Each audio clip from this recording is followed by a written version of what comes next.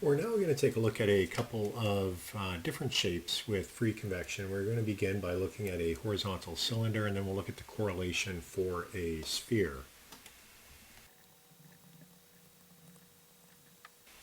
So what we're doing, very similar to the vertical plate that we've looked at before, we're considering the case of isothermal surface, so an isothermal cylinder. And just like the other ones we've looked at, properties will be evaluated at the film temperature.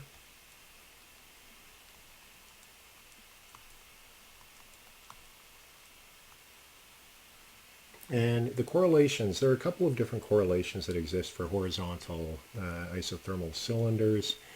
The first one is the relationship with the Rayleigh number. And here I denote the subscript F for properties evaluated at the film temperature. D is the diameter of the cylinder. And what we have is C, and I guess we could do Grashof-Prandtl to the N. I'll do M, doesn't matter.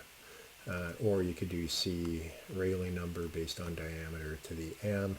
And here C and M are from tables. I'm not going to go through what the values are.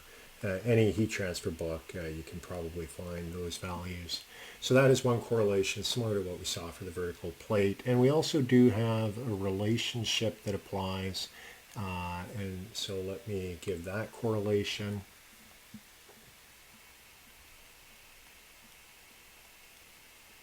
And this one applies over a wide range of Rayleigh numbers.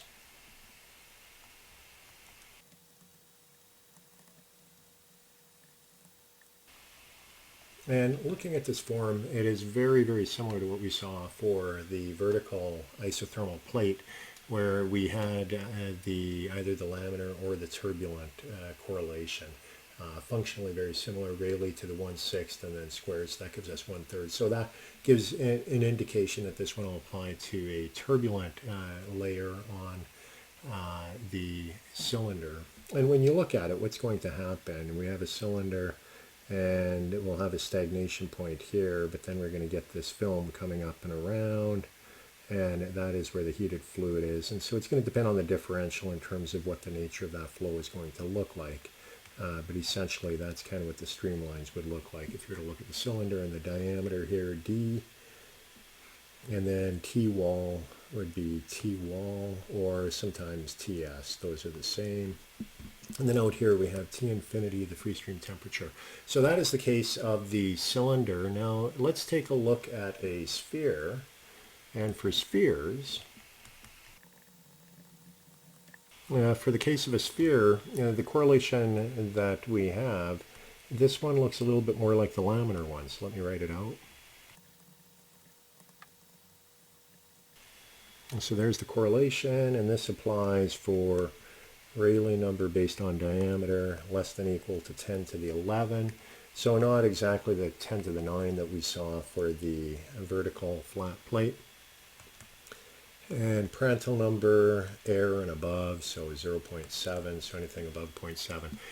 And you'll notice the reason why I say that this is similar to the laminar is because we have the power of the 1/4 on the Rayleigh number, and that was what we saw for the vertical plate. We saw with the power 1/4, that typically indicated that the correlation was for laminar flow. When we look here, 10 to the 11, that's close to 10 to the 9 that we had for the flat plate, but anyways. Now, what would the flow field look like here? Just sketching it. It would be very similar to what we just saw for the cylinder.